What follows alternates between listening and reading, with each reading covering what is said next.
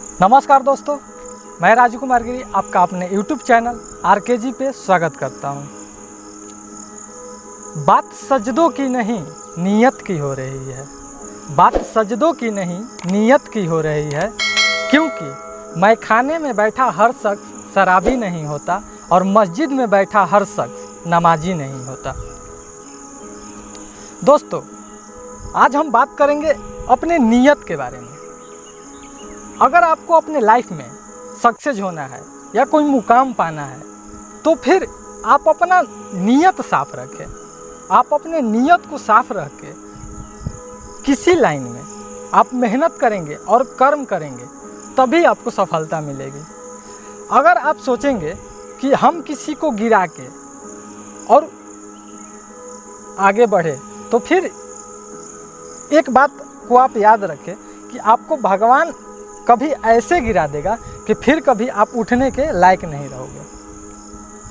तो इसीलिए लाइफ में हम सबको आगे बढ़ना चाहिए। ये अच्छी बात है कि हमें अपने लाइफ में, अगर हम इंसान में जन्म लिए हैं तो अपने लाइफ में कुछ ऐसा कर जाएं जिससे कि हम आगे बढ़ें, अपने जीवन में सफलता पाएं। बट आप किसी का बुरा करके मत सफलता, यार अपने मेहनत के दम पे सफलता हासिल करो ना।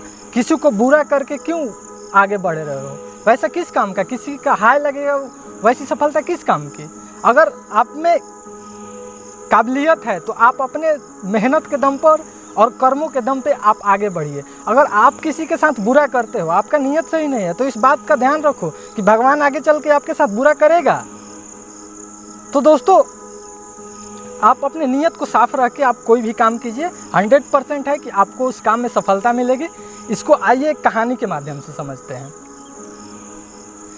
एक पंडित जी थे, उनके गांव के आसपास के 10 गांवों में उनका नाम चल रहा था कि मतलब उनका आचरण, व्यवहार, उनका ज्ञान, हर चीज़ में वो बहुत ही अच्छे व्यक्ति थे। तो उन्हीं के गांव के पास के ही गांव में एक मंदिर में एक पुजारी की आकस्मिक मृत्यु हो जाती है। तो वहाँ पे इनको मंदिर का पुजारी घोषित कर दिया जाता है। कुछ दिनों के बाद इनको कहीं जाना होता है तो ये बस में बैठते हैं और बस में जाके एक सीट पे बैठ जाते हैं। वहाँ पे कंडक्टर आता है और बोलता है कि पंडित जी टिकट। तो ये 100 रुपया का नोट निकाल के कंडक्टर को देते हैं और इनको जहाँ जाना था वहाँ का किराया 40 रुपया था।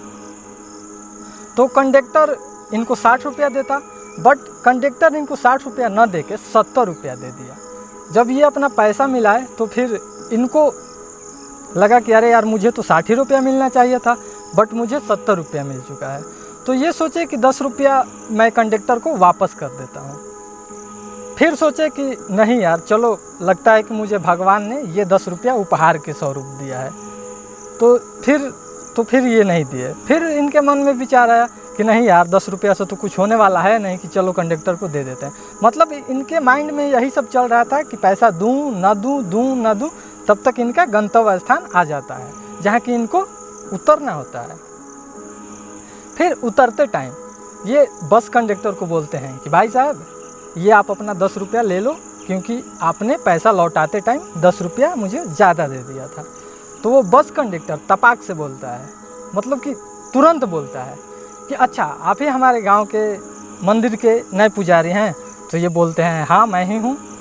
तो वो बस कंडक्टर बोलता है कि आपके बारे में मैंने सुना तो बहुत था, बट आज अपने आँखों से देख लिया कि आपका आचरण कैसा है। तो दोस्तों, यहाँ पे बात 10 रुपये की नहीं है। 10 रुपये से वैसे भी किसी का कुछ होने वाला नहीं है, बट यहाँ पे बात नीयत की है कि आखिर उनका नीयत सही था, तब तो उन्होंने उसको 10 रुपया लौटा दिया। दोस्तों, अगर आपका नीयत सही होगा तो फिर अमाउंट मायने नहीं रखता। अगर कुछ इसमें मायने रखता है तो वो है आपकी नीयत। 10 रुपया है तो भी नीयत आपकी मायने रखती है, और 10 लाख भी है तो भी आपका नीयत मायने रखता है। अगर आपका नीयत सही है तो आप लौटाओगे, नहीं तो अगर उनका नीयत नहीं सही होता तो वो नहीं लौटाते।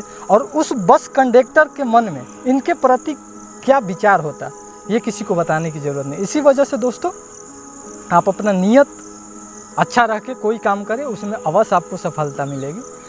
और एक बात मुझे ये समझ में नहीं आता कि हम लोग एक दूसरे को देख के जलते क्यों हैं। अरे यार, ठीक है, वो अपने जीवन में आगे बढ़ रहा है या अपने लाइफ में वो उसने सफलता हासिल की है, वो विकास कर रहा है, तो यार उससे जल क्यों रहे हो? उसके जैसा मेहनत करो ना, उसके जैसा कर्म करो ना, और आप भी अपने जीवन में विकास करो। जल क्यों रहे हो? क्या उसके पास 4 हाथ है, 4 पैर है, या 4 आँख है, या 4 सर है?